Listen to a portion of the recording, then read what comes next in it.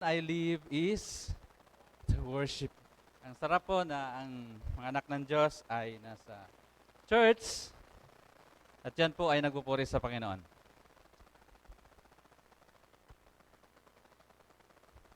Sa araw na ito ay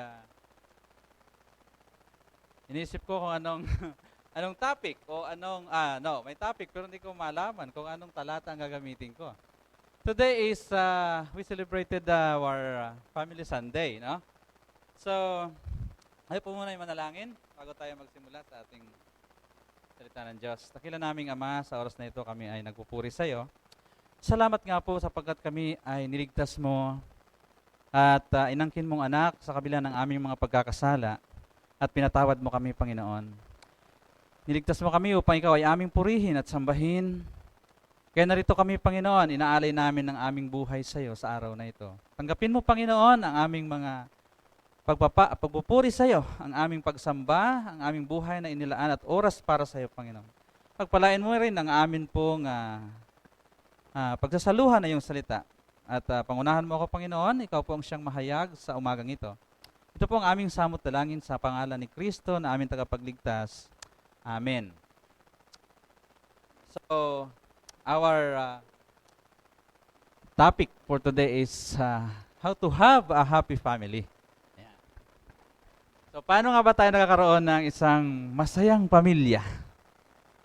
Alam niyo sa Bohol ay hindi ko malubos maisip na napakaraming mga bahay na nawasak sa Lindol. Ayan. Baka tuwang-tuwa kayo dyan sa picture na aking na-plus, ano? Last December po yan, 2 years na yata. Malit pa si Bobby. So, masaya sila. Tumatawa. Kaya, how to have a happy family. Sa Bohol, napakaraming nangyari, mga bahay na nawasak. Hindi ko lubos maisip kung paano pababango ng isang pamilyang nawala ng bahay. You know? Nawala ng tahanan. May mga namatay. At sa palagay ko, kung naranasan natin yon, isang malaking kalungkutan. At paano pa kaya tayo magiging masaya kung nangyari yon? Pero ang sabi ng Psalms 127 verse 1, ganito po ang sinasabi. Ayun. Unless the Lord builds the house, its builders labor in vain. Unless the Lord watches over the city, the watchmen stand guard in vain. Ang pundasyon ng isang tahanan ay walang iba kundi ang Panginoon. Kahit anong tibay ng bahay pwedeng mawasak. Walang kabuluhan. Kahit magpatayo ka ng mansyon, magara ang pagkapundasyon, pero kapag ang Diyos ang sumira, wala rin. Pero ang isang tahanan, alam ba natin ang tahanan? Ang tahanan ay tumutukoy sa isang pamilya. Kaya iba ang bahay kaysa sa tahanan. Naroon yung ama, anak, ina, yun ay isang tahanan. Kaya nga minsan, feel at home. Parang kasama ka namin sa bahay. So, ang Diyos ang siyang pundasyon ng isang tahanan. Kaya sabi diyan sa ating binasa, unless the Lord builds the house, the builders labor in vain. Kaya hindi nakikita sa isang magandang bahay ang laman nito. May mga bahay na sinasabi nila ay magaganda, pero ang loob nito ay hindi masaya. Di po ba? So how to have a happy family? Kasi ang sinasabi ng Panginoon, dapat ang isang pamilya ay may takot sa Diyos, may holiness. Ito ang sinasabi sa Titus chapter 1 verse 6. Ang piliin mo yaong walang maaring ipintas. Itong lalaki, minsan lang nag-asawa. So, ang mga anak ay mananampalataya at hindi magugulo o matitigas ang mga ulo. Yan yung kabuuan ng isang matibay at banal na pamilya. Pero hindi ko yata na-i-plus na dyan. So, ang pamilya ay nagsimula sa isang asawang lalaki at sa isang babae nung sinabi ng Diyos na kay Adan at kay Eva, pinagsama niya ito, no? Sila ay kinasal. Kaya sinasabi natin mag-asawa dahil kinasal. Nakikita po natin yan sa Genesis chapter 2 verse 23 to 25 na ang Diyos ang nagkasal sa mag-asawa. Kaya ang pamilya na matatawag natin yung legal na pamilya sapagkat may asawa, may asawang lalaki, may babae, at may anak. So yun ay dadaan sila sa married bago sila nagkaroon ng pamilya. So the family is the foundation. Ang foundation is God and live in holiness. Una po sa lahat, ano po ang ating unang puntos? Paano ba natin makikita ang isang banal na pamilya at masaya, no? How to have a happy family. Number 1, yan, the father, no? What is the role of the father sa family? Ay napakahalaga po ng role ng isang ama sa pamilya sapagkat siya ang ulo, siya ang mamumuno, siya ang kinikilala na haligi ng pamilya. Ano po ang gagawin ng isang ama, no? Una, isa siya dapat na mayroon takot sa Diyos. Yan. Sa Genesis chapter 35, ayan po, yan, he must lead his family to worship God. Sino bang nagdadala sa atin dito? Napakahalaga na magawa ng isang ama ng tahanan na dalhin ang kanyang anak at pamilya sa pagsamba sa Diyos. Ito po si Jacob. Sabi ni Jacob doon sa verse 2, sabi ng Panginoon, actually sa verse 1 may instruction ng Panginoon eh. Napakahalaga ng isang ama na instructed by God. Ibig sabihin, merong pagsunod sa Diyos, nakakilala sa Panginoon. Kasi ang Diyos ay hindi nangungusap doon sa mga hindi pa naman talaga mananampalataya. Ang sabi ni Jacob sa kanyang mga Jacob said to his household and to all who were with him, "Get rid of the foreign gods you have with you and purify yourselves and change your clothes." Pansinin po natin ang salitang household. Yan po ay sambahayan, no, sa Tagalog. Kaya't sinabi ni Jacob sa kanyang sambahayan at sa lahat ng kasama niya, itapon ninyo ang lahat ng Diyos-Diyosang taglay nyo. Kasi nga, itong Israel ay napawalay sa Diyos. Gusto ng Panginoon na manatilit makabalik sa pagsamba ng tunay na Diyos. Maraming Diyos-Diyosan ang Israel. Kaya nung si Jacob ay inutusan ng Diyos, ang ginawa ni Jacob, inutusan niya yung kanyang pamilya, ang kanyang mga anak. Then come, let us go to Bethel, where I will build an altar to God. Worship po yun. Paano ba natin dinadala ang ating mga pamilya sa pagpupuri sa Panginoon? Hindi naman lahat ng father ay nandito. Marami din naman mga mother, no? Kasi napakahirap nga maabot ng salita ng Diyos ang mga tatay. Pero kapag ang isang tatay ay nakakilala sa Panginoon, yan ang obligasyon ng isang ama. To lead his family to worship God. Yung tunay na Diyos. So, sumunod ang kanyang mga anak. Sumunod ang kanyang mga anak. Actually, natakot yung iba. Sumunod sa mga binigay nilang kanilang mga Diyos-Diyosan kay Jacob. So, napakalaking bagay po na ang ating mga anak, pamilya, madala natin sa Panginoon. Kasi mayroong mga tatay na inuutosan lang kanilang anak, sige anak, ikaw na lang po ang mag-church. Dito na lang ako sa bahay. Meron namang tatay na naiiwan sa bahay o kaya kung ano ang kanyang ginagawa. So, mahalaga po na ilid natin ang ating pamilya at italaga sa Panginoon ang araw ng linggo. Ano po? Kasi this is the day of worship. Dalhin natin ang ating mga anak, pamilya sa paglilingkod sa worship sa Panginoon. Ayun ang utos ng Diyos bilang isang ama, no? Pangalawa, letter B, he teaches his children God's word. Okay, walang S, hindi na edit, ano? God's word. Paano natin natuturuan ang ating pamilya sa salita ng Diyos? Ako medyo tinatamaan ako ng konti. Hindi konti, marami. Sa talatang ito, ano? Kasi alam nyo, paano ba natin sila matuturuan? Sabi sa Ephesians chapter 6 verse 4, ito po yung sinasabi, no? Fathers, Do not exasperate your children. Instead, bring them up in the training and instruction of the Lord. Paano ba natin nabibigyan instruction? Paano ba natin natitrain ng ating mga anak?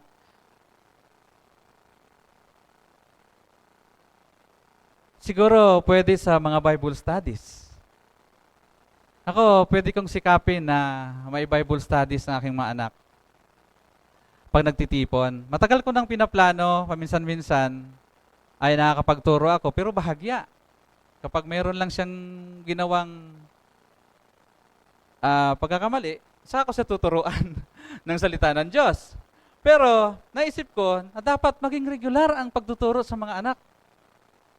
Sa kanyang mga kasama sa bahay. Kasi napakahalaga na sila ay matuto at lumalim ang pagkaalam sa salita ng Diyos. Ang isang magulang ay dapat magaling magturo sa kanyang anak sa salita ng Diyos. Pwede rin na kapag nagtatanong ang iyong anak, ay kaagad mo masasagot ang kanyang mga tanong. Kaya mahalaga tayong mag-aral ng salita ng Diyos. As the father of the family, tayo ang punterya ng Panginoon at binibigyan ng instruction, katulad ng ginawa kay Jacob, na tayo ang magli-lead sa ating mga pamilya para turuan sila. So, may mga batang maraming tanong tungkol sa Diyos. Dapat masagot din natin ito. Sa salita ng Diyos, through Bible studies, answer their questions, and marami pa paraan. Pangatlo, yan. Dapat turuan din natin sila at pangunahan upang sila ay maglingkod. Ilan di ba dito sa ating pamilya ang naglilingkod sa Panginoon? Siguro hindi naman lahat. Pero ang sabi ni Joshua, chapter 24, verse 15, ang sabi niya doon ay, kung ayaw ninyong maglingkod kay Yahweh, sabihin ninyo kung kanino kayo maglilingkod. Ito'y kausap niya dito, yung mga Israelita. Kilala niyo si Joshua? Si Joshua ay siyang nagpalit kay Moses upang pangunahan ng Israel patungo sa Promised Land. Siya ang pumalit kay Moses. Napagkat si Moses ay hindi nakarating sa Promised Land, siya ang pumalit. Ito kasing si Joshua, malakas ang kanyang faith. So, sabi niya, kung ayaw ninyong maglingkod sa Panginoon, kanino kayo maglilingkod? Sa Diyos-Diyosan? O sa inyong mga ninuno sa Mesopotamia o sa Diyos-Diyosan ng mga Amoreyo? Sinasamba dito sa lupaing inyong tinatahan. Ngunit ako, ang aking angkan, kay Yahweh lamang maglilingkod. Sa paanong paraan po natin nasusunod? Nadadala ang ating mga anak, pamilya sa paglilingkod sa Panginoon. Siguro encourage natin sila. Magkaroon tayo ng tawag ito, talagang ilagay natin sa ating sarili na ang ating pamilya ay nakatalaga sa Panginoon. So napakalaki po ng role ng isang ama. Si Joshua ay hindi lamang po ang mga Israel ang kanyang nadala, Israelita sa paglilingkod sa Panginoon. Kasi ang sabi ng mga Israel, sige, susunod kami, doon kami maglilingkod kay Yahweh. So lead your family to serve God. Siguro sa maliit na paraan, pwede nating magkaroon ng part ang ating family. Ilang pamilya ang SKI? Napakarami tayong pamilya dito. Sa aming pamilya ay may naglilingkod. Sa pamilya ng bawat isa may naglilingkod sa Panginoon. So, maging buka po, pibig po sana natin mga ama ng tahanan na I and my family will serve the Lord. So, napakagandang pangako sa pamilya yon. Dapat ma-lead natin sila, no? Now, in the family, meron din po tayong iba-ibang part. Una, ginamit natin yung father. Pangalawa, yung mother naman. Ayun. So, the duty of a mother. Paano nga ba tayo magiging masaya sa ating mga asawa? At ang ating mga asawa ay paano magdadala ng kasiyahan sa kanyang pamilya? So how how to have a happy family, tandaan po natin ito mga mother. The duty of a mother. Ano ba ang duty niya? Letter A. Yan. So a wife, should submit to her husband. Paano bang ibig sabihin ng submit? Lahat ba ay pagkakaloob mo? Magpasakop kayo sa inyong mga asawang lalaki. Bakit kaya sinabi ito? Bakit kaya sinabi ito ni Apostol Pablo sa mga babae? Tingnan natin ang talata, no? Verse 24 ng Ephesians chapter 5. Now as the church submits to Christ, so also wives should submit to their husbands in everything. May salita pong everything. Meron pa bang iba kapag sinabi natin everything? Wala na. Marami ditong mga babaeng nagre-react sa talata minsan, no? Kasi marami din mga lalaking nagsasubmit sa kanilang asawa. At hindi nangahulugan na babae lamang ang siyang mag-submit. Actually, ano yan vice versa. Pero malinaw pong sinasabi sa talata, kung paanong nasakop ni Kristo ang iglesia, gayon din naman ang mga babae dapat pasakop ng lubusan sa kanilang asawa. Kasi may mga babae minsan mas astig pa kaysa sa kanilang asawang lalaki. Di po ba? Medyo tigasin pa kasi sa kanilang mga asawang lalaki. Kaya yan ay sinabi ni Apostol Pablo. Kayong mga babae ay pasakop kayo sa inyong mga asawang lalaki. Kasi nakakalungkot isipin na sa TV may napapanood ako, mayroong mga battered husband. Nakarinig na ba kayo nun? Mga battered husband? Kasi ito si Raymart Santiago, battered husband raw ito. Ay, hindi yan chismis, napanood ko yan. Totoo kaya yun? Dito sa SKI actually, merong kadalasan dito mga babae ay nagpapasakop sa kanilang mga asawa. Kasi yan nga, sumusunod tayo sa salita ng Diyos. Pero, ang maganda talaga na tayo mga babae ay katulad ng kay Kristo, kung paano ang iglesia ay nasa ilalim ng Panginoong Yesus, bakit kasi inilagay ng Diyos ang lalaki bilang nauna? Inuna ng Diyos ang lalaki, dahilan nga sa paglikha niya sa lalaki, pangalawa yung babae. So, hindi na ngahulugan ang lalaki ay talagang bubugbugin o aandirin yung babae. Hindi rin kailangan na yung babae ay mangunguna sa lalaki. Pagamat sa decision ay kailangan magkapare-parehas yun. Pero malinaw po yun, mga kapatid, na ang babae ay pasakop sa kanyang asawang lalaki. Hindi siya nangunguna hindi niya ina-under ang kanyang asawa sa mga desisyon. So, letter B.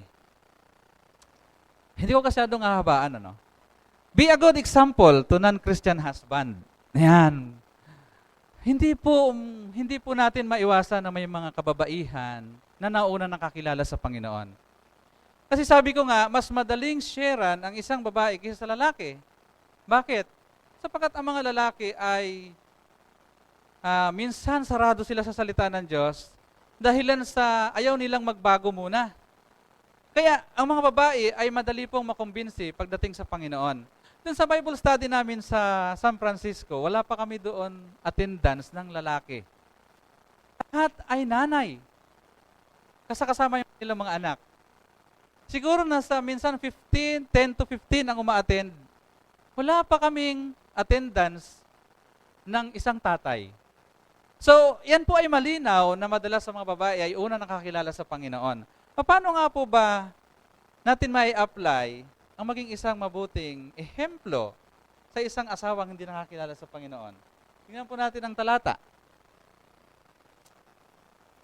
Hindi yan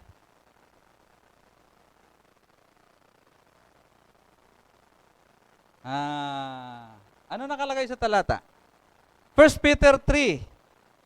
At kayong mga babae, pasakop kayo sa inyong asawa, at kung hindi pa naniniwala sa salita ng Diyos, Pakinggan po natin yon. At kung hindi pa naniniwala sa salita ng Diyos, ang sino man sa kanila, mahihikayat din silang sumampalataya dahil sa inyong magandang asal. Hindi kayo kailangang magpaliwanag sa kanila. Sapat nang makita nila ang inyong mapitagang kilos at malinis na pamumuhay. Be a good example to non-Christian. Alam niyo kasi, paano mo madadala ang iyong asawang lalaki kung hindi ka marunong sa kanya magpatotoo? Halimbawa na lang kung palagi mong dinadaldala ng asawa mo. Gabi ka na naman dumating, lasing ka na naman. Ako'y nakakita ng isang padalastas sa telebisyon na hindi niya na nasabi dahil nagkaroon siya ng sore throat. Tinape niya yung kanyang mga sinasabi. Nakatape. Pagdating ng asawa, pimindot yung tape recorder. Ayun ang nagsasalita, yung radyo. Kasi may sore throat siya. Paano kung walang sore throat? Kasi maraming babaeng madaldal talaga. Maraming babaeng maingay. Paano mo madadala? Yun namang ibang babaeng hindi, yung mga nager. Kaya sabi ni Apostol Pablo, kayong mga babae doon sa Corinto, manahimik. Kasi mas maingay yung mga babae. Likas po yun. Nasa 40,000 words yata per day ang babae. Samantalang yung lalaki nasa 20 lang. Di ba? 40,000 words per day. Ang lalaki nasa 20 o 26 words per day ang nasasabi. Maliban doon sa hindi nagsasalita.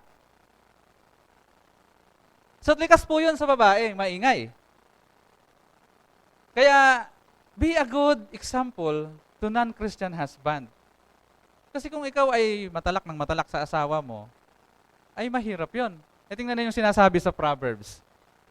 Sabi sa verse 9, better to live on a corner of the roof than share a house with a quarrelsome wife. Kung palaaway ka, paano mo madadala ang asawa mo? Ang sabi nga dito sa Tagalog mas maano rito Tingnan ninyo Mahirap makakita ng mabuting asawa. Okay. Sa Tagalog, wala yata. Proverbs. Ayan. Sa Tagalog, mabuti pang tumira ka sa ibabaw ng bubong, isa mga kasama mo. Doon kasi sa Israel, ang mga bubungan doon ay hindi katulad ng bubong natin na nakaganon. Madalas yung bubong natin matulis. Sa parte ng Israel o sa mga Middle East, ay talagang flat ang kanilang bubong. Flat. Parang slab. Doon tayo gumaya Tapos may hagdan yan pa itaas. Kung napanood yung mga pelikula, naghahabulan dyan sa itaas ng bubong, yung mga sa panahon noon, yun ang sistema ng kanilang bahay. Flat. Kaya yung mga lalaki, kapag nadadaldalan ng kanilang asawa, doon tumitira. Hindi ko alam si Solomon na sumulat yan. Baka kung masyabi, sobrang dami ng kanyang asawa. Nag-aaway na, kaya tumira siya sa bubong.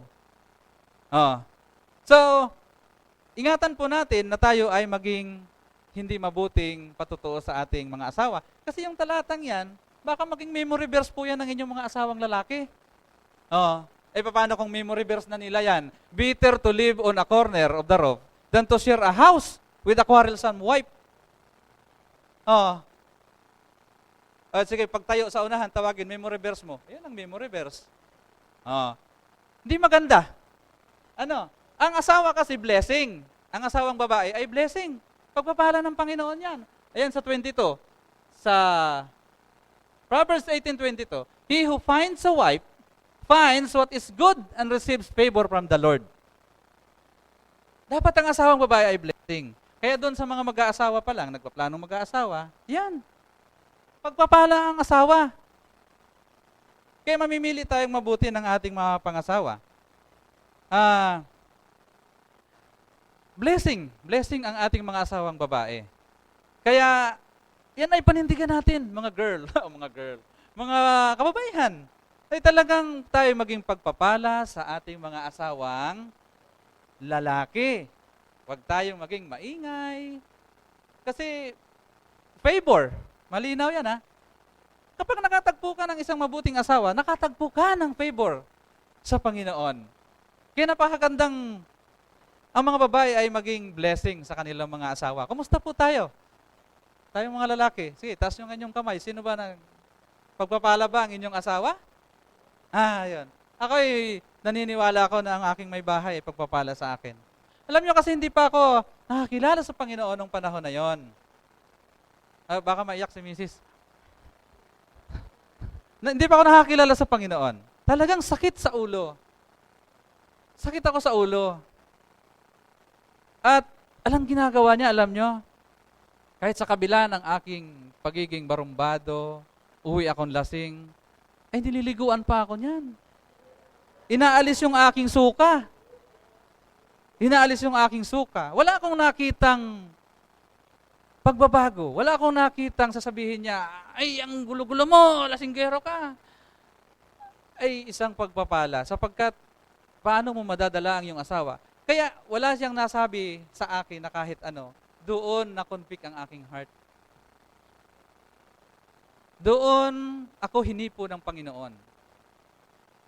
Nasabi ko, Lord, siguro, kalooban mo na ako'y mabuhay pa kasi muntik na rin ako masalvage dahil sa aking ginagawa. Ang dami kong kalukuhan. Pero, wala talaga ako narinig sa kanya kahit anong masamang salita. Napakaganda yon, suklian natin ng mabuti ang ginagawa ng ating asawa. Kasi magiging pagpapala po tayo sa ating mga asawang lalaki upang madala natin sila sa Panginoon. Kasi ang sabi dun sa Corinto, chapter 7, malay ninyo mga babae. Yan. Madala ninyo ang inyong asawa dahil sa inyong ginagawang mabuti. So maging pagpapala po tayo. Huwag tayong masyadong nagger sa ating mga asawang lalaki. Yan. So, blessing po A model housewife, tingnan natin yung Proverbs 31, verse 10, ito may sinasabi rito. Meron ba tayo dyan? Wala. Ito sinasabi, Proverbs 31, kung meron kayong Bible, buksan ninyo. Maganda yan. Ito ang dapat maging batayan ng isang mabuting may bahay.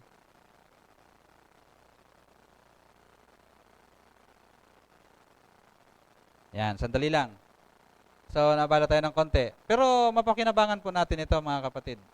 Proverbs 31, pinakadulo na yan. Verse 10. Ito. Basahin ko sa inyo sa Tagalog, Mga babae, pakinggan po natin. Mahirap makakita ng mabuting asawa. Higit sa mamahaling alahas ang kanyang halaga. Ito patungkol sa lalaki. Lubos ang tiwala ng kanyang asawa sa saganang pakinabang ang makamit niya. Paglilingkuran niya ang asawa sa 12. Habang siya'y nabubuhay, pawang kabutihan ang ginagawa at di kasamaan. Model housewife po yun. Yan. So, halos, paggawa, hindi na halos magpahinga, humahabi ng kanyang lino at saka ng lana. Ano ang isang modelong housewife? Yung inaalagaan niyang kanyang pamilya, yung kanyang asawa. So, yan, malinaw po yan. Ayan pala a wife of noble character who can find, she is worth far more than rubies. Her husband has full confidence in her and lacks nothing of value. Talagang walang masabi yung asawang lalaki. So, pahalagahan po natin yan. Pangatlo, ito naman sa mga anak, the duty of the children. The duty of the children. Yan. Bakit? Kanina yung tatay. Ngayon naman nanay. Ito naman ngayon mga anak naman. Ano ba ang papel ng mga anak sa pamilya? Para kumpleto. Ano ba ang papel ng mga anak sa pamilya? Paano ba mapapasaya ng mga bata ang kanilang mga magulang? O paano nyo pinasasaya ang inyong mga parents? Sa paghingi ng tuition, pambili ng laptop, pambili ng tablet, cellphone. Siguro ngumingiti lang yung nanay at tatay, pero alam niyo, hindi, joke lang yan Pero ito ang tunay. Respect your parents. Respect. Mahalaga po yon para maging mapasaya nyo ang inyong mga magulang. Kahit anong hirap ng inyong mga magulang sa pagpapaaral sa inyo, pagpapalaki, baliwala yon. Baliwala yon.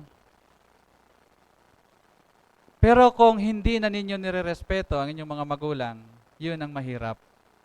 Yun ang magpapalungkot sa kanila. Alam nyo, kahit utusan lang tayo, minsan mga bata, kumuha ka ng isang basong tubig para ibigay nyo sa inyong magulang. Abay, napakahirap utusan ng mga bata. Nagtitv po ako May ginagawa po ako sa computer. Respect sa magulang. Anong sabi sa Exodus chapter 20 verse 12? Honor your father and your mother so that you may live long in the land of the Lord. God is giving you. Yan ay nasa 10 utos. Igalang ninyo ang inyong mga magulang.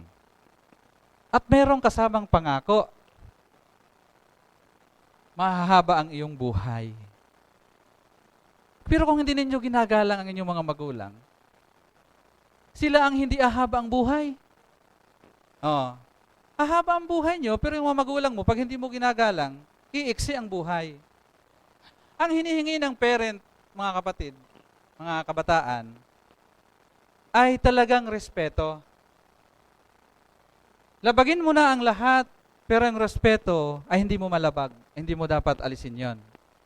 Si David ay nawala ng respeto ang kanyang anak na si Absalom sa kanya. Kahit anong sama ng magulang niyo yon. May mga tatay na nagiging pasaway. Hindi nila nagagampanan ang kanilang mga parts. May mga nanay din na nagiging pasaway din. Dito pumapasok ang mga broken family. Kapag ang mga bata ay hindi marunong gumalang. Nagkakahiwa-hiwalay. Marami ako nakita sa telebisyon ng mga sikat na mga artista na nagkahiwa-hiwalay. Pero kung tayo ay gawin nating masaya ang ating pamilya, ang ating mga magulang, igalang natin sila, sila mismo magkakaroon ng respeto sa bawat isa. So, irespeto po natin ang ating mga magulang. Para mabigay po natin sa kanila ang kasiyahan. Ito na lamang po ang tanging handog natin sa ating mga parents. Ako masama ang loob ko kapag hindi ako nirerespeto. Kasi ang respect ay minsan nasa parent din. Ito'y kailangan mo rin itong makuha sa iyong mga anak. Pagamat sinasabi ko sa inyo, kahit anong sama ng magulang niyo yun, kailangan nyo pa rin irespeto. Kung sasagot kayo, hindi naman binabawalan. Pero nasa tama na pagsagot. Obey your parents. Halos magkaparehas yan. Kapag nirerespeto mo yung magulang mo, susundin mo. So wag matigas ang ulo. Sabi nga doon sa binasa ko kanina sa Titus chapter 1 verse 6, dapat ang mga bata ay hindi matitigas ang kanilang ulo. Paano natin may papakita sa mundo na tayo ay mga anak ng Diyos, tayo ay pamilyang niligtas ng Diyos? Paano natin makikita ng mga tao na tayo sumusunod sa kalooban ng Diyos? Kung ang mga anak natin ay matitigas ang ulo, hindi sumusunod sa sinasabi ng banal na kasulatan, kahit anong pangaral mo. Kaya, mga bata, please, obey your parents. Obey your parents. Minsan, mahirap sa atin ang sumunod. Dahil sinusunod natin ang ating sarili. Di po ba? Yan ang kahirapan sa mga bata. Kasi mas gusto nila yung kanilang sariling nasusunod kaysa sa kanilang mga magulang. So iwasan po natin na maging matigas ang ating ulo sa pangangaral sa atin ng mga parents po natin. Hindi ko na pahabain yung mga sermon sa inyo, baka mamaya magtampo kayo eh. So, pang-apat, malapit na yung oras natin. Sa how to become happy family, how to be happy. Love each other. Yan. Siguro ito maganda. Kasama dito ang magulang. Love each other. Bakit tayo magmamahalan? Kasi utos yan ng Diyos. Utos ng Panginoon na kayo po ay magmamahalan. Sa Colossians chapter 3 verse 14, ganito po ang sinasabi. Yan. Colossians 3:14, meron ba sinasabi dyan? Bear with each other and forgive whatever grievance you may have. Grievances you may have. Against one another, forgive as the Lord forgive you. Ang love ay mahalaga sa pamilya. Hindi maalis ang nagkakaroon ng pagtatampuhan, pag-aaway-away. Mayroong mga magkakapatid na hindi na nagkakabati. Lalo na yung mga Barito sisters. Nag-aaway-away. Buti na lang, Barita lang kami. Hindi ba rito? Ay, balita lang yun. Balita. So, love. Asan ba yung love dyan? Ayun. Ay kasi under love, merong forgiveness. Yan. Kasi mahalaga din yung love. Ano bang nasasakop ng love? Sabi sa 1 Corinthians chapter 13, saan pinakahuling talata? Verse 35. Love conquers all. Nasasakop ng pag-ibig ang lahat. Kung paano ang Panginoong Hesus ay pinagkaloob niya yung kanyang anak, sa John 3:16, ganon ang pag-ibig. Kaya niyang daigin ang lahat. Siya ang mataas. Powerful. Paano mo sasabihin hindi ka magpapatawad kung meron kang pag-ibig? Kaya ang sabi diyan, bear with each other. Forgive. Nagkasala po ang mga kapatid ni Jose sa kanya. Nung siya ibenta sa Ehipto. Nasira ang pamilya. Nagkatalo-talo ang magkakapatid kung sino may kasalanan. Pero sa kabila ng lahat, anong ginawa ni Jose? Anong ginawa ni Joseph sa kanyang mga kapatid? Genesis 50, verse 17. Sa verse 15, natakot ang kanyang mga kapatid, nag-aalala. Kung paano na kaya? Sapagkat baka galit pa sa atin si Jose. Sapagkat si Jose ay powerful. Gobernador ng Ehipto. Umaasa sila kay Jose para sila makakain. Kung hindi nagpatawad si Jose, anong mangyayari sa lahi ni Jacob? Patay lahat sa gutom. Kaya napakahalaga ng forgiveness.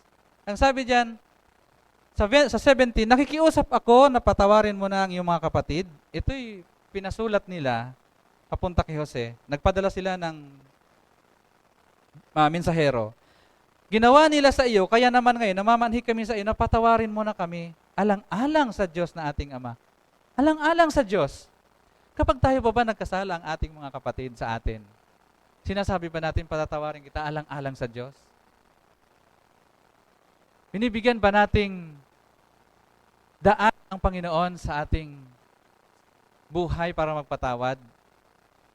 Baka sinasabi natin, sige, patatawarin kita pero wag ka nang uulit. Pero wag ka nang magpakita sa akin. Hindi pagpapatawad yun. Ito tunay na pagpapatawad ang ginawa ni Jose. Sabi sa, ay mali. Nagkamali yung talata. Hindi po yan sa Genesis, no? Okay. So ito po yung sinasabi sa verse 19. Sabi ni Jose, huwag kayong matakot, hindi ko kayo paghihigantihan. Ang ganda ng sinabi ni Jose, yun ay kapatawaran sa bawat isa. Kung paano tayo pinatawad ng Diyos, ganon din dapat tayo magpatawad sa ating mga kapatid. Kasi paano mo ma-emphasize ang love to your brother? Paano mo sasabing pinatawad na kita na hindi ka, at paano mo sasabing mahal ko ang Diyos na hindi ka nagpapatawad? Sa 1 John 4:20, malinaw yun eh. Ang nagsasabing iniibig ko ang Diyos at napuput naman niya sa kanyang kapatid ay sinungaling. Kung yaong kapatid na kanyang nakikita ay hindi niya naiibig, paano niya maibig ang Diyos na hindi niya nakikita? Madali kasing sabihin na mahal mo ang Diyos sapagkat di mo nakikita. Pero sinasabi mo na mahal mo ang Diyos na hindi mo nakita, paano pa yung nakikita mo? Kaya napakahalaga po ng forgiveness. Sa ilalim ng pag-ibig, merong pagpapatawad. Inibig tayo ng Diyos, pinatawad niya tayo. Kung paano kabigat ang ating kasalanan, kayang-kayang patawarin ng Diyos. Gaano ba kabigat ang nagawa ng kapatid sa iyo na kasalanan? Yan. Hindi lamang po yun pwedeng i-apply natin sa ating bahay. I-apply natin sa church. Baka meron po tayong kapatid na kasamaan natin ng loob. Magpatawad po tayo. Mamaya, lapitan natin sila. O sige, ako'y pinapatawad mo na at nagpapatawad rin ako sa iyo. Magpatawaran. Maganda po yun para makita ang isang pamilyang masaya at sumusunod sa kalooban ng Diyos. Meron pa po tayong unity. Letter B. What is under love? Kapag meron pong pag-ibig, meron pong pagkakaisa. Sa pamilya, napakahalaga ng unity. Napakahalaga ng pagkakaisa. Kung paano tayo pinag-isa ni Kristo sa pananampalataya, noon din tayo sa ating pamilya. Ang sabi sa Psalms chapter 133 verse 1. Ito, tingnan po natin. Inaawit po natin to. How good and pleasant it is when brothers live together in unity. Ano sa Tagalog yun? Napakaligaya at kahanga-hanga sa ating pagmasid. Ang nagkakaisa, sama-sama na kapatid. Ano sabi doon? Napakaligaya at kahanga-hanga. Kung makita nyo nga naman na walang away, hindi kaya kayo humanga? Kung nakikita nyo nagkakaisa, hindi kayo humanga? Mga kapatid, maraming humanga sa SKI. Ito hindi naman sa pagmamataas, Dahilan sa ating unity, nakabuo tayo ng isang magandang building. Dahilan sa ating unity ay napatayo natin yung school building. Dahilan sa ating unity ay nagkaroon tayo ng mga gadgets, aircon. Amen? Di ba masaya, napakahaligaya at nakahanga-hanga? Kaya marami humahanga. Nung pumunta rito yung mga kapatid ni Kuya Eddie, abay, ako'y na-amaze. Bakit noong wala pa kami, nung kami dito ay hindi ganito? Hindi naman sinasabi ko na hindi sila nagkaroon ng pagkakaisa noon. Pero dahilan na rin sa ating pagkakaisa, itong mga huli, ay talagang napapaganda natin.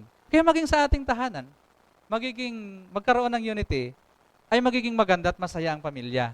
Kasi, kung hindi tayo nagkaaway, ang ibig sabihin po ng unity, mga kapatid, ay hindi po nangahulugan na lahat ay sunod ng sunod.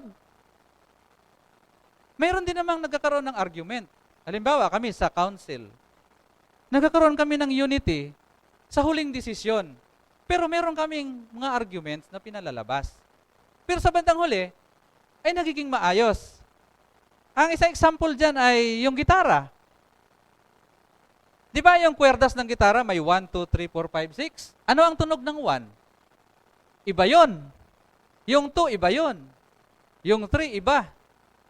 Kapag isa lang ang tutugtugin mo, wala rin. Kasi iba tunog nun. Kaya nga kapag nagkulang, nagkakandara pa yan si Mau, saka pupunta doon kay Joy, maghihingi ng isang string. Kasi iba ng tunog. Pero kung sama-sama, kahit iba-iba, ang labas, napakaganda. Ay, yung organ, yung choir dito.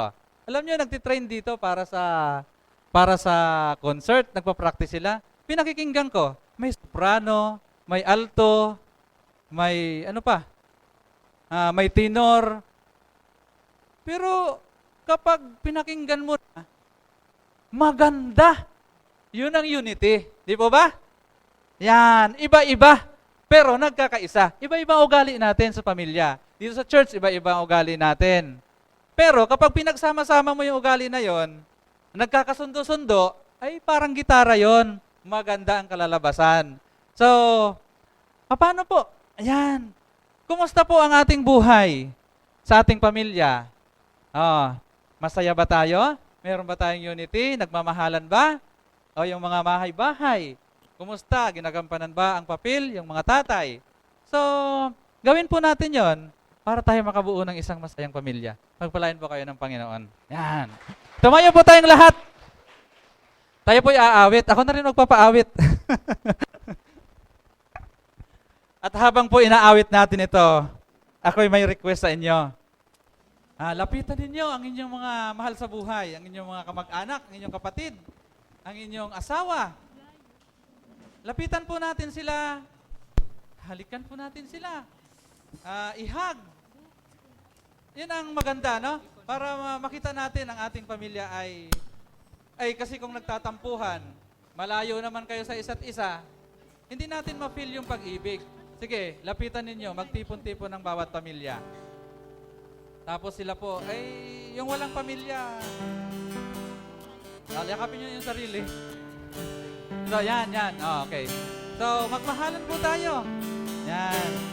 Ipadama natin sa bawat isa.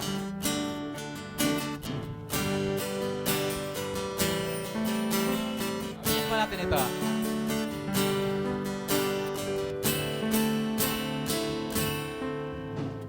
Welcome to the family. We're glad that you have come to share your life with us as we grow in love, and may we always be to you what God would us be.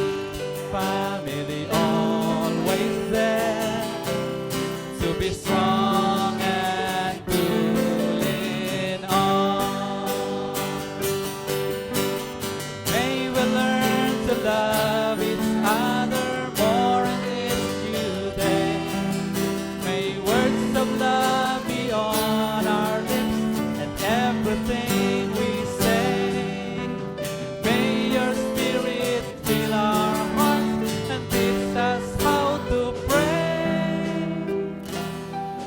that we might be at your family. Once again, welcome to the family. We're glad that you have come to share your life with us. Kamayan po natin ang bawat isa. Yan. Batiin po natin as a family of God. What God would us, the family always said, to be strong and to lean on. May we learn to love each other more in this new day. May words of love be on our lips and everything we say. May your spirit fill our hearts and teach us how to pray, that we might be at your family. Welcome to the family.